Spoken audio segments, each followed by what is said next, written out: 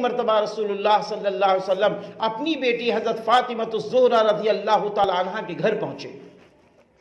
دیکھا کہ حضرت فاطمہ الزہرا رضی اللہ تعالی عنہ مصلی پر کھڑی ہوئی نماز پڑھ رہی ہیں۔ نماز کی حالت میں آپ گرنے کے قریب ہوتی ہیں، پھر سیدھی کھڑی ہو جاتی ہیں، آپ گرنے کے قریب ہوتی ہیں، پھر سیدھی کھڑی ہو جاتی ہیں۔ اسی طرح آپ نے اپنی پوری نماز ادا کی، دونوں طرف سلام پھیر لیا، پوری نماز پڑھ لی۔ اس کے بعد رسول اللہ صلی اللہ علیہ وسلم نے فرمایا، میری بیٹی فاطمہ یہ کیا ماجرا ہے؟ نماز میں تو یکسوئی چاہیے، نماز میں تو سیدھا کھڑا ہونا چاہیے، تم تو نماز میں گر رہی تھی۔ فرمایا کہ میرے ابا جان آج 3 دن سے بھوکی ہوں، میرے ابا جان 3 دن سے بھوکی ہوں، حسن بھی بھوکے ہیں، حسین بھی بھوکے ہیں، میرے شوہر حضرت علی رضی اللہ عنہ بھی بھوکے ہیں، میں بھی بھوکی ہوں، 3 دن سے بھوک کی حالت میں ہوں۔ میں نے یہ سوچا لو بیٹھ کر نماز پڑھ لوں، میرے ابا اتنی جسم میں طاقت نہیں تھی، لیکن جب میں نے بیٹھ کے نماز پڑھنے کا ارادہ کیا تو میرے دل میں ایک